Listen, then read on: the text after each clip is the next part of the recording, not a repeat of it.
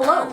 Today's video is a vlog that was filmed a year ago in January 2020 when me and my boyfriend went to Dublin before COVID hit Europe. I originally edited and posted this video to another YouTube channel called 365 Days Brave, which I've since decided not to pursue, and so I made that video private and I decided to re-edit this vlog and post it on this YouTube channel a year later. I thought it would be a shame not to share it, and we had a lot of fun, so I just wanted to put this vlog out there. And I know most of us aren't traveling right now, which, you know, we shouldn't be traveling right now anyways, but I'm sure a lot of us miss traveling and are feeling a little bit of that wanderlust and that urge to go forth out into the world. I know I am. So hopefully this video will bring you some form of comfort or just, you know, immerse you in the feeling of being able to travel again. That's all I really wanted to say, so let's get into the video. Hello internet, it is Hexa. Today we are going to Dublin. We're on the way to the metro now, and we're gonna take the metro to the airport, and then we're going to Ireland. Woo! To cover up how much it hurts. You know it hurts.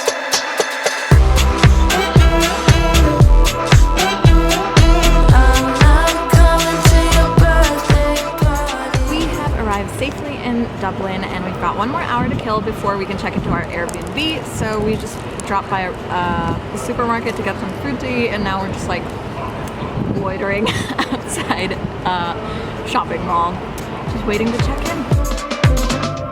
My heart is made of stone. I know it's not my fault.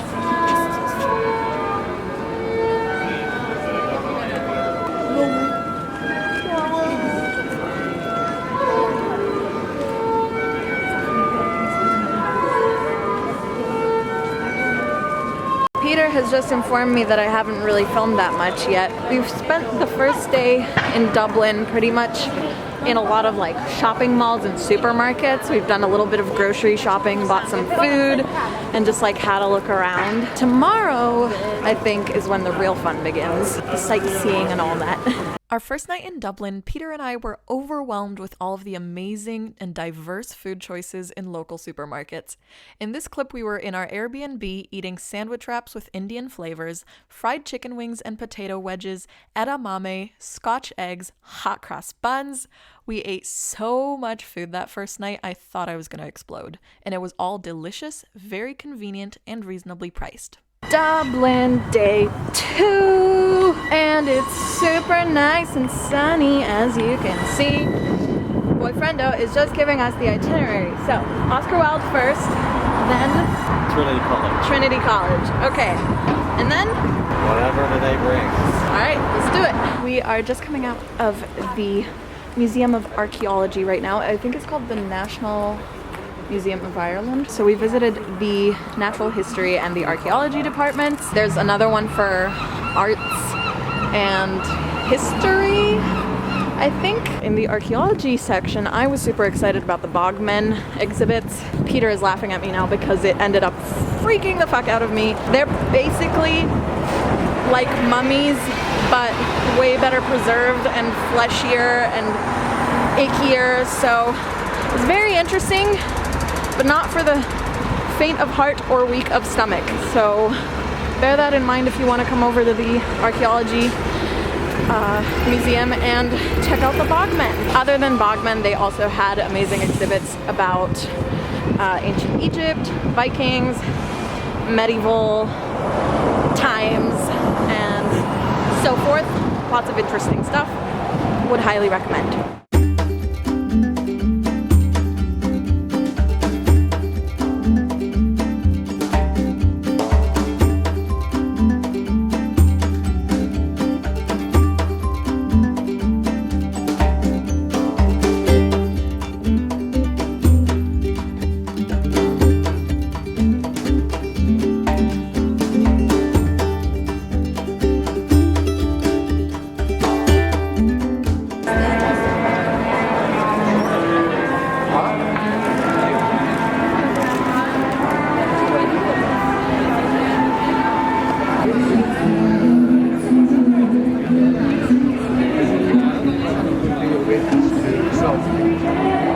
It's 6:15 right now. We were just at a cute little market where we got some fudge and Turkish delight from a shop called Man of Aran Fudge. We're about to walk back to the Airbnb just for a quick little breather, and then we will be going out to enjoy the nightlife. We also checked out an Asian food market, which was open, which is weird considering today is Chinese New Year. They had some amazing little snacks and treats that I used to eat all the time in China, so I'm super happy that we stopped by and got a few things. This is our view right now. We're just on some benches on a bridge. I don't know what bridge we're on. It's a bridge. And from here we can see all of Dublin. Not really, but it's a nice view. There's a lot of casinos in Dublin. I didn't expect that. Dublin, day 3. We've had pretty good weather so far, but today is a little bit sort of wet and miserable, but it's not raining. So fingers crossed that we continue to have good luck with the weather and it doesn't start. Today we're gonna hit up all the important sites that we didn't get to see yesterday, probably because I was moving too slowly because I was taking pictures of a million things. Like every single shop window we passed by, I wanted to take a picture of it because it was cute. Peter is throwing away the trash because we bought too much food and there's a lot of trash. The trash can says listen to Black Sabbath, so we're gonna do that. Bird. Hello, bird. Hello, bird. Hello, bird. Birdie, bird, birds, birds. So many pigeons in this city.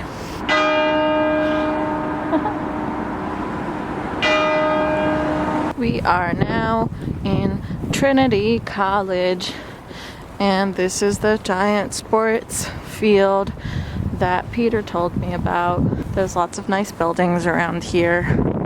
Lots to see, but I'm a little bit in a rush because we have to leave tomorrow. We have found a mysterious big golden ball. I don't know what it is. I don't know what it means. I don't know what it does. It looks cool. And that kind of looks like the Whomping Willow in Harry Potter. Wow. This is pretty. It's huge too.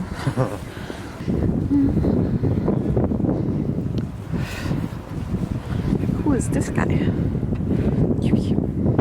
We are at the Chester Beatty Museum now. I'm not sure if I'm saying that right, but they have a huge collection of cultural artifacts from different religions and cultures all over the world. So I think it's going to be pretty interesting.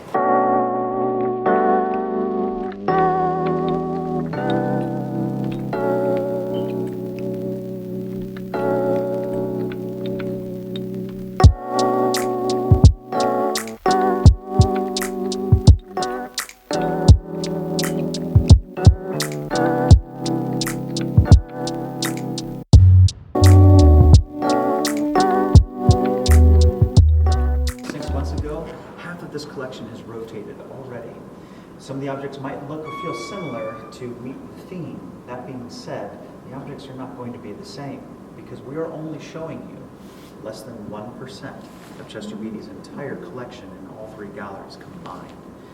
It is constantly changing throughout time.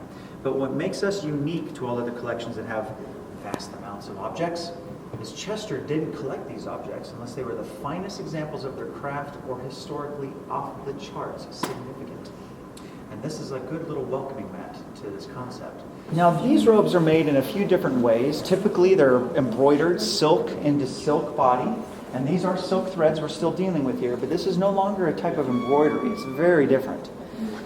Whereas the whole body is silk thread, we are going to do something you're not going to believe. And I need you to recall your childhood just for a second. Okay, or you've seen kids playing with these. You've got what is like a little puzzle board, okay? And very elementary, let's say you have a puzzle board here in front of you and you have a bunch of animals to your right. And on the puzzle board are the gaps where these animals are supposed to go. But only the tiger will fit the tiger slot, and the dolphin, and the giraffe, etc. No other piece will fit into the other pieces, right? Only the one that's designed bespoke to fit into. Am I making sense? Are you from Washington? Okay, just making sure. Because I'm a diehard Oregon Duck. Oh, really? I lived in Seattle. Oh, that's awesome, man. Welcome to Dublin. We'll talk later. Now, if I was to take one of these clouds that we pull out of it There's not one place on this robe I could put that cloud, except for the one spot that was made for it. This is over 2.5 years of labor by hand, by a team of master-level craftsmen to make this one robe for the Crown Prince's wife.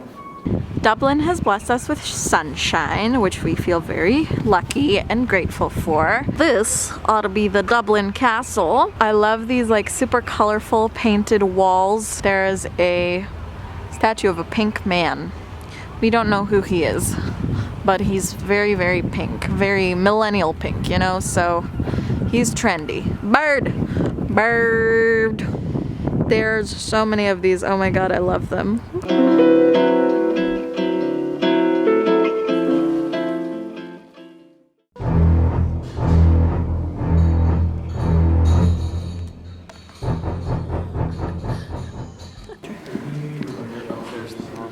Right just before the reception desk and down some stairs. You go yet? Once it's set, warmed up. Yep.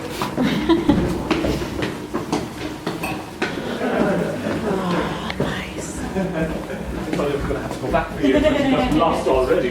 And it's not unusual to find people wandering around this place forever. But, guys, this is a Temple Lane rehearsal studio. So as you can hear, we've got some rehearsals happening. There's probably drama classes going on as well. And there's all sorts of strange things happen here on a Sunday afternoon. Not unusual to have a death metal band right beside a dance class. The way things work here, if you're a band, you can book in here for 4 hours. That room is then yours to do with as you please for those 4 hours. Hopefully that purpose is to make music, but sure, we don't ask what goes on behind closed doors. So we're very trusting. Folks, all of the artists behind you on the wall there have had a connection with our studios over the years. They've either rehearsed here in Temple Lane Studios, or they've played in our venue, the Button Factory upstairs, or they've recorded in Apollo Studios or Sun Studios, or one of our sister studios such as Grouse Lodge, which is in the Midlands of Ireland and not in Dublin at all. A bit of a curiosity corner of our museum. I think it's highly unusual that we should continue to talk about a lad from Gary, Indiana, in an Irish rock and roll museum at such length. So my older sister, Orla, she has grown up with U2 her entire life. She has every one of their albums, and she loves them. She goes to see them every opportunity she gets, which is few and far between nowadays. I think the last show she went to see was the 360 tour. And when they did that about 10 years ago here in Ireland, it was in Croke Park Stadium. And that was pretty much the 15th largest sports ground in the world. It holds 80,000 people, so quite a large venue. And my older sister Orla reckons that's the best gig she has ever seen in her life. As unique Irish talents echo to the four corners of the globe. Music has always been in the fabric of Irish life.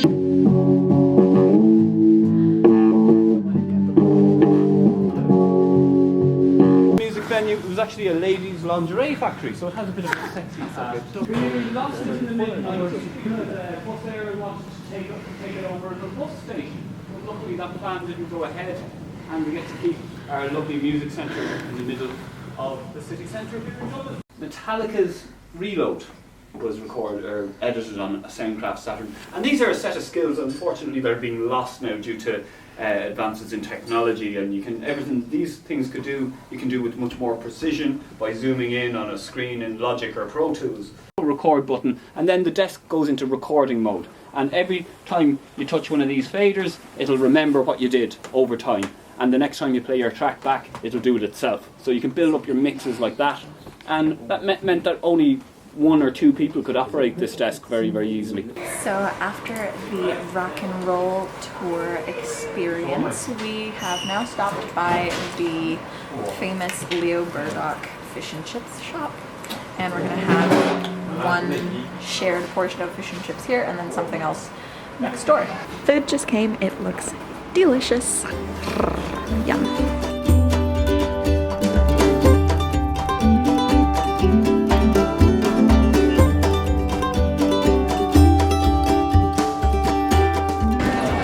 Everyone's playing the bagpipes, which is very confusing because I thought bagpipes were a Scottish thing, but it's the second time we've heard bagpipes in Ireland.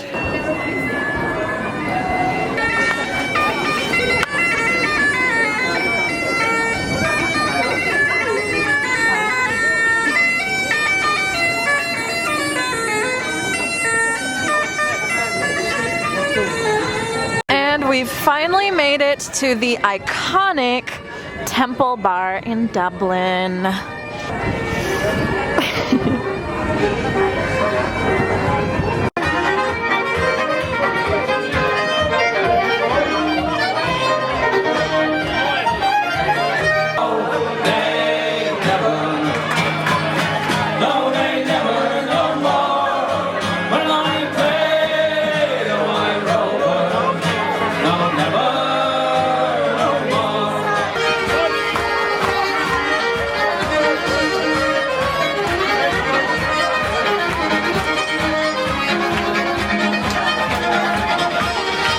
I'm at the Temple Bar, nursing a half pint of Guinness. I've already had some Baileys. I'm feeling good. It's super fun inside, and there's a great vibe, great energy. Loved the music earlier too. We're at Halfpenny Bridge. I think halfpenny means half penny, and you used to need to pay half a penny to cross the bridge. We're just coming back from Temple Bar. I'm starting to get a little tipsy and slurry, but it was so nice. I loved it so much. And the bartenders were super nice.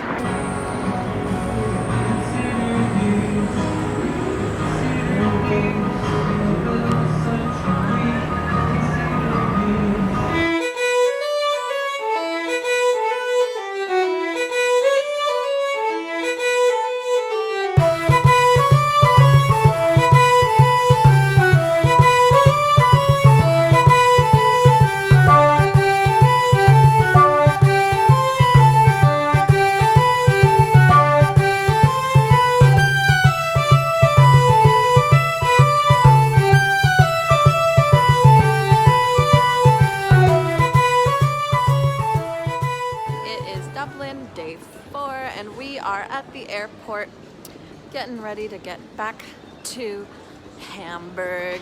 It was an awesome trip, super great sights to see. I would highly recommend Dublin. I had a lot of fun. I think Peter had a lot of fun too, hopefully. Yes. Yeah. Yeah. Sad to be leaving, but also happy to be going home.